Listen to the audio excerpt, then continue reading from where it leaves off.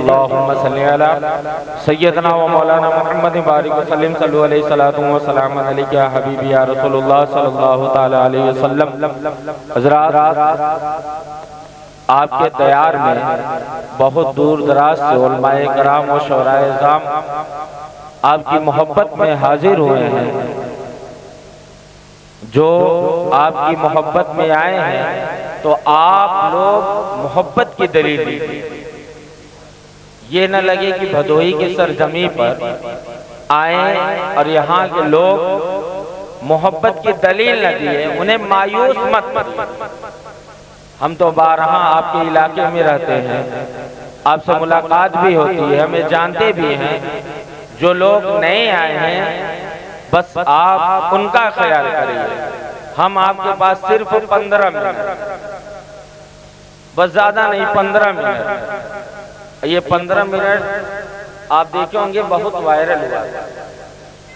15 minute बहुत viral हुआ था, बस उसी वायरल से समझ लीजिए बस 15 मिनट। एक मरतबा दुरूद पाक पढ़ लीजिए, अल्लाहुम्मा सल्ली अला सय्यदना व मौलाना मुहम्मद व बारिक वसल्लम सल्लल्लाहु अलैहि सलातु व सलाम अलैका या हबीबी या रसूलुल्लाह सल्लल्लाहु ताला अलैहि वसल्लम। अभी हमने जिस आयत करीमा का एक टुकड़ा पढ़ा, फज़कुरूनी अज़कुरुकुम, अल्लाह रब्बुल इज़्ज़त कुरान मुक़द्दसा में इरशाद फरमाता है कि तुम मेरा जिक्र करो मैं तुम्हारा चर्चा करूंगा।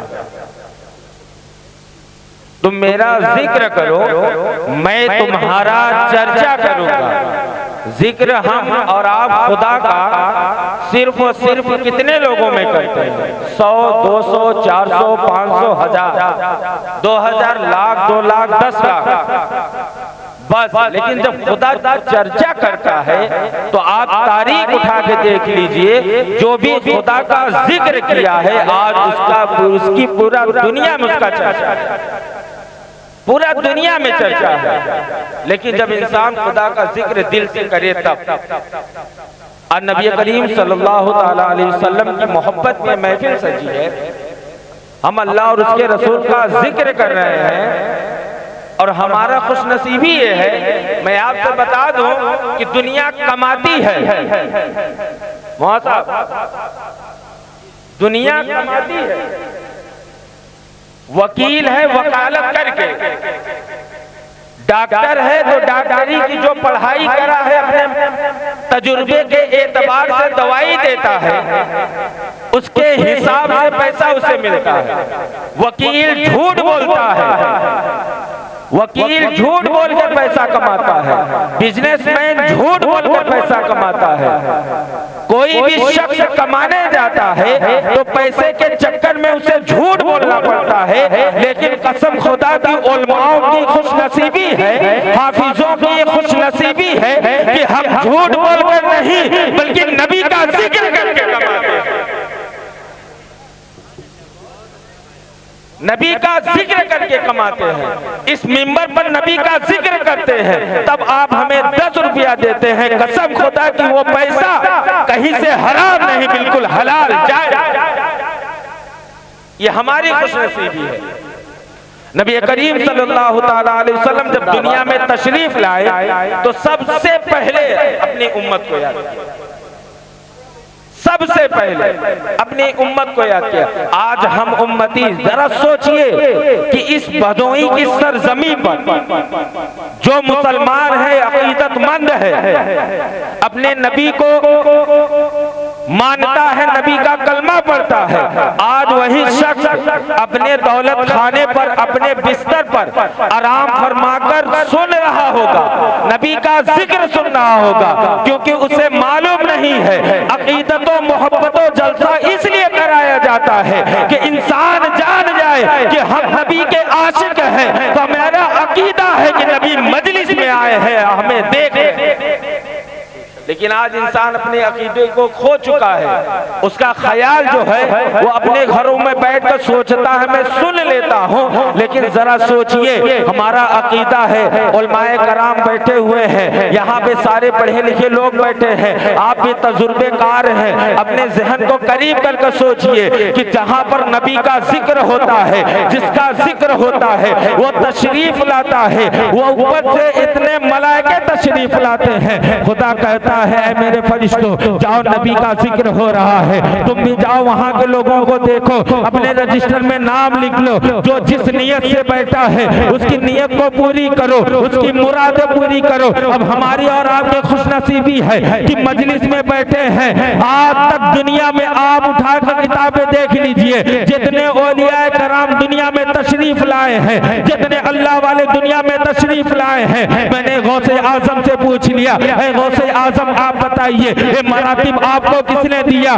गौसे आजम के मज़ारों से आवाज आती है ये मरातिब गौसियत का मिला है, वलायत का ताज मिला है तो नबी के सदके में मिला है। जब मैंने अजमेर की सरजमी पे कदम रखा, गरीब नवाज से पूछा, ऐ गरीब नवाज सरकार आप बताइए हिंद के राजा आपको किसने बनाया, किनके सदके में मिला है? तो गरीब नवाज फरमाते हैं ये सदका मुझे मदीने वाले आका से मिला है। मदारुल आलमीन के बारगाह में पहुंचा, जब वहां पे भेजा कि आपका नारा जो लगाता है दमदार कहता है उसका बेड़ा पार हो जाता है, ये आपका मकाम कहाँ मिला? वो भी फरमाते हैं नबी के सदके मिला है। वारिसे पाक की वारसियत नबी के सदके में, अशरफी की अशरफियत नबी के सदके में, साबिरे पाक की साबरियत नबी के सदके में। जब ये पता चला कि नबी के सदके में सब कुछ मिल रहा है, नबी के सदके में सारा मकाम मिल रहा है, मेरी कमाई नबी के सदके में है, मेरा रिस्क नबी के सदके में है, मेरी औलाद नबी की सदके में है, मेरी इबादतें नबी के सदके में है,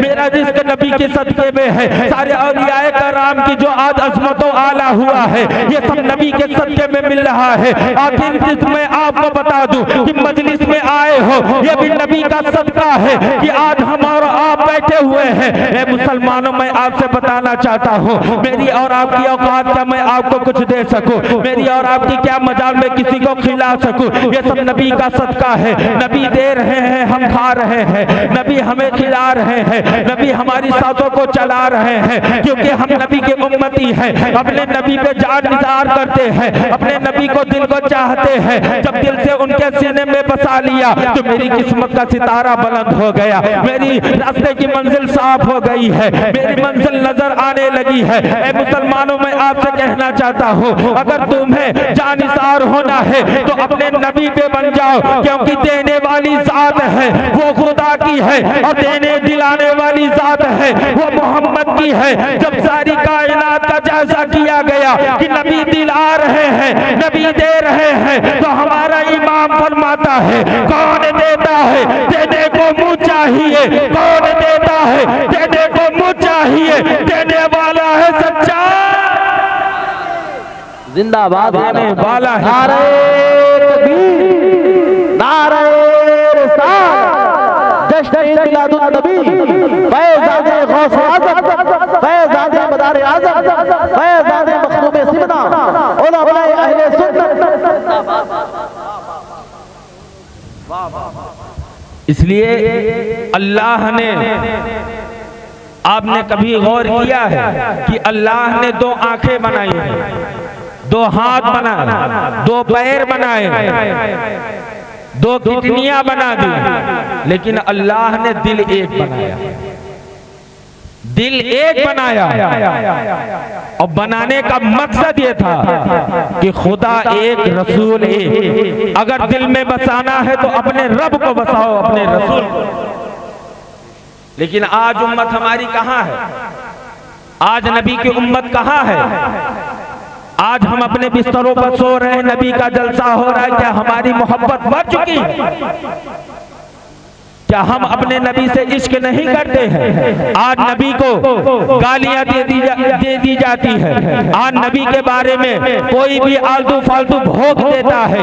आज मुसलमान कहाँ है जो आज बोलने की ताकत नहीं रखता है?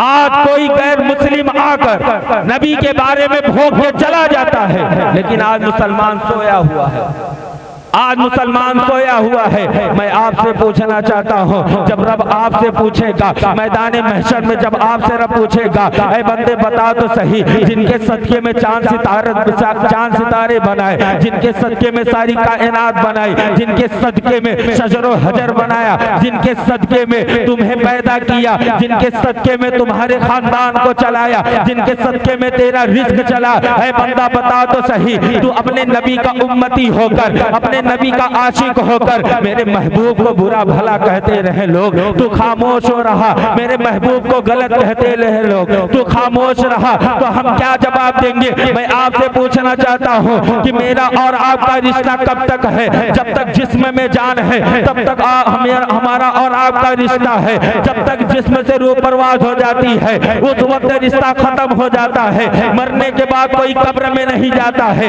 मरने के बाद कोई कब्र में नहीं जाता है। अकेला तन्हा आप जाएंगे, अकेला तन्हा आपका हिसाबो किताब वहां पर होगा। जरा बताओ मुसलमानों, कब्र के उजाले में कौन, कब्र की अंधेरी कोठरी में कौन तुम्हें बचाएगा? क्या तुम्हारे औलाद तुम्हें बचाएंगे? क्या तुम्हारे बाल बच्चे तुम्हें बचाएंगे? क्या तुम्हारी बीवियां तुम्हें बचाएंगी? क्या तुम्हारे दोस्त अहबाब तुम्हें बचाएंगे? वही दोस्त अहबाब जब तुम मर जाते हो, वही दोस्त अहबाब तुम्हें वहां पे दफन करके चले आते हैं। कोई 10 मिनट खड़ा होने को तैयार नहीं होता है, तुम्हारे कब्र पर कोई 10 मिनट रोने को तैयार नहीं होता है। वही दोस्त जो तुम्हें जीने मरने की कसमें खाया करता है, वही दोस्त आज तुम्हें कब्र पे अकेला छोड़कर जा रहा है। वही औलाद जो तुम्हारा सहारा बुढ़ापे पे बन रहा है, वही औलाद आज तुम्हें अकेले छोड़ के कब्र पे चली जा रही है। मैं आपसे कहना चाहता हूँ मुसलमानों, बताओ तो सही, आखिर कब्र में साथ कौन देगा? कब्र में तुम्हारी परेशानियों को कौन दूर करेगा? क्या तुम्हारी दौलत तुम्हें काम आएगी? क्या तुम्हारी तिजारत तुम्हें काम आएगी?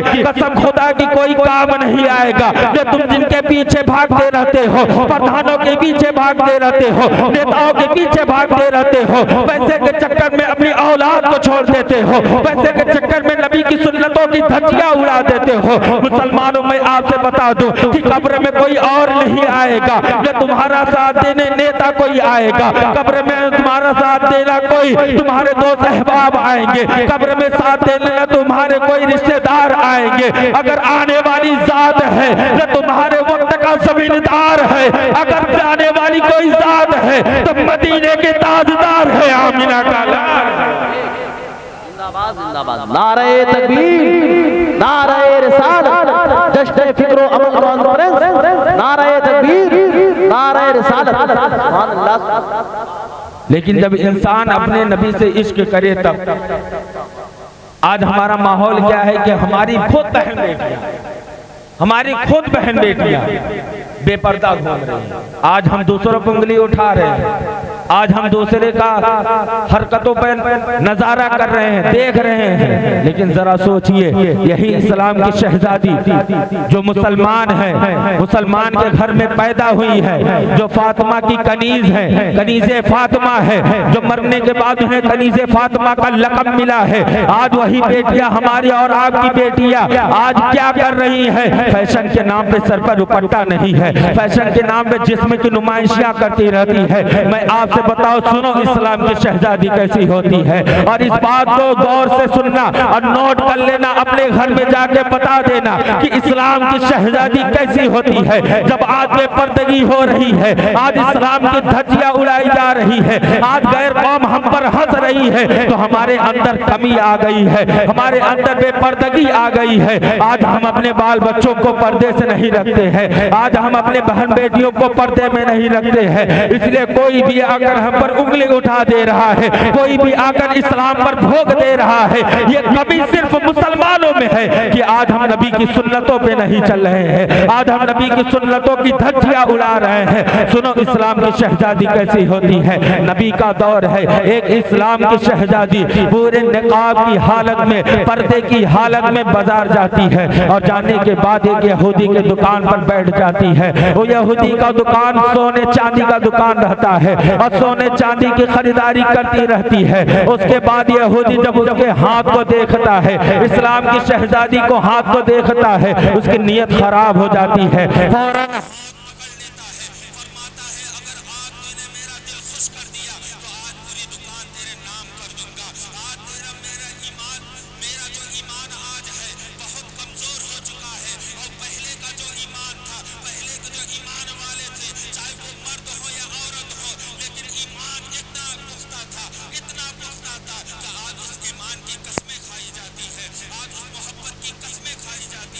मुसलमानों, इस्लाम की शहजादी बाजार में बैठी है।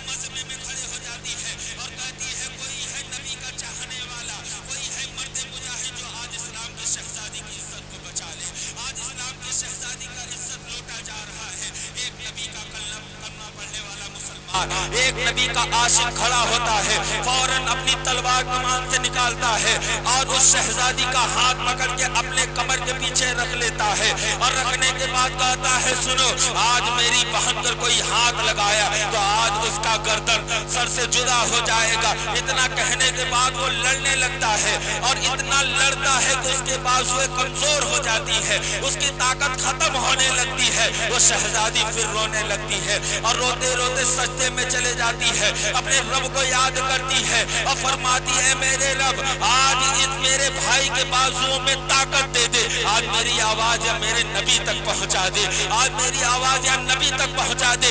इतना कहना था, सजदे में जाके अपने रब को याद कर रही है। आज हमारे ऊपर मुसीबतें आती है तो हम अमीरों की चौखटों पर जाते हैं, आज हमारे ऊपर मुसीबतें आती है तो किसी दौलतमंद की चौखटों पे जाते हैं। कसम खुदा की हम अपने रब को भूल गए हैं, हम मस्जिदों की चौखटों पर नहीं जाते हैं। हमें परेशानी आती है तो हम किसी अमीर के पास चले जाते हैं, हमें दिक्कत आती है तो किसी दौलतमंद की चौखटों पे जाके माथा टेकने लगते हैं, उससे रोते हैं, गिड़गिड़ाते हैं। और मेरा रब कितना करीब है, अपने बंदों से कहता है, मेरे बंदे सुनो, अगर तुम्हें कुछ चाहिए तो आओ मेरे घर, आओ मेरे घर, मुझसे मांगो, मैं तुम्हें सब कुछ दूंगा। मेरा ईमान कमजोर है कि मैं अपने रब से नहीं मांग रहा हूँ। वो मैं आपसे बता रहा हूँ कि इस्लाम की शहजादी का ईमान कितना पुख्ता था, इतना पुख्ता था।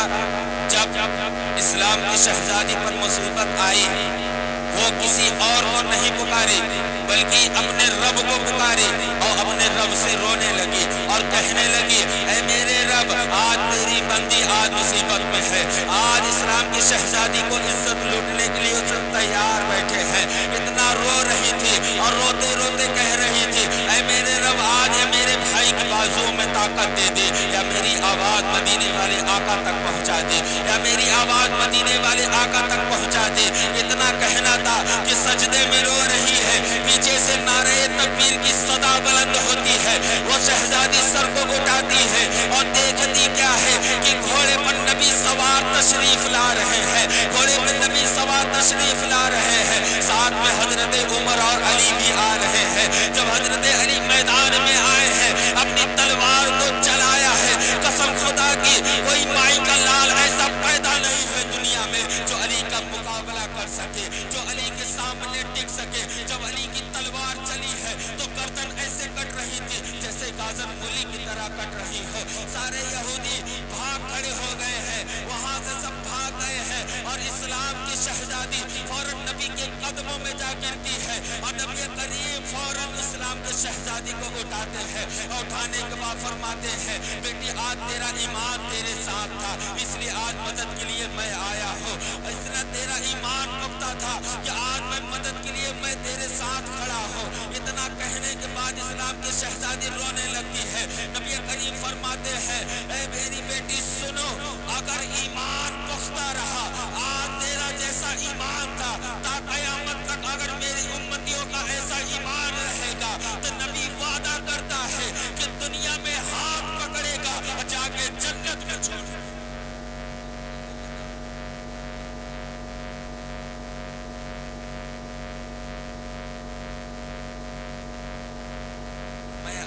बस यही कहूंगा कि सब कुछ बने लेकिन नबी का गद्दार बने, क्योंकि हमारी औलाद की सिफारिश कराने वाली यही एक जात है। हम गुनहगार उम्मती हैं, अपने आप को हमेशा एक दूसरे से कम समझें। अगर कामयाबी पाना है तो एक दूसरे से हमेशा कम समझो, क्योंकि अल्लाह जाने हमारी नेकी कब हो, अगले की नेकी। अल्लाह जाने कि अगर अल्लाह हमसे राजी ना हो और वो अगले बंदे से रब राजी हो, इसलिए हमेशा दूसरों से कम समझो अगर कामयाबी पाना है तब। और सबसे बड़ी बात यह है कि कामयाबी कहीं और नहीं, आपके घर में। आखिरी बात बता रहा हूं कि तुम कामयाबी आपके घर में है और घर में कोई और नहीं, आपके माँ बाप। आज हम अपने माँ बाप का दिल दुखा देते हैं मैं आपसे बारहा कहता हूं कि माँ बाप वो शख्सियत है, वो जात है।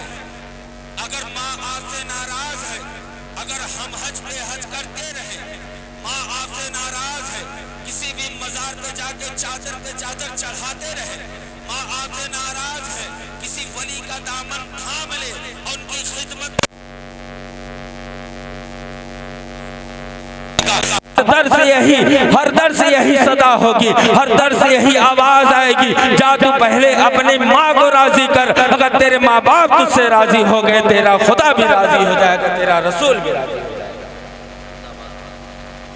इसलिए बराए करम कि माँ बाप को समझिए। माँ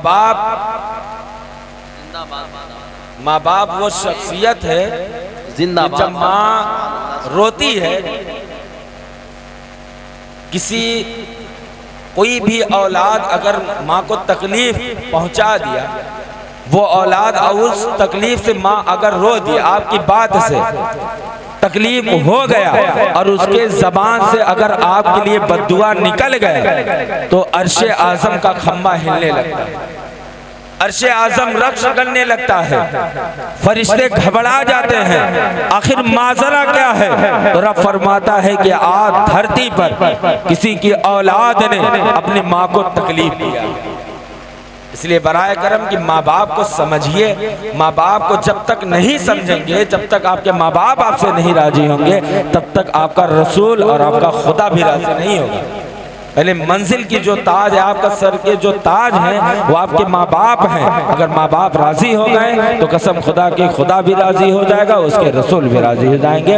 अल्लाह रब्बुल इज्जत की बारगाह में दुआ है कि हम सबको सुन्नत मुस्तफ़ा पे चलने की तौफीक रफ़ीक अता फरमाए, हम सबको हिदायत सिरातुल मुस्तकीम पे चलने की तौफीक रफ़ीक अता फरमाए, हम सब के अपने माँ बाप के अज़मत को समझने की और उनकी खिदमत करने की तौफीक रफ़ीक अता फरमाए। हमारे कहने में, आपके सुनने में किसी किस्म की गलतियाँ हुई और खामियां मौला अपने प्यारे हबीब के सदके मुझसे माफ़ अता फरमाए। अस्तगफिरुल्लाह रब्बी मिन कुल्लि ज़ंबिन व अतूबु इलैहि व मा अलैना इल्लल बलाग। अस्सलामु अलैकुम।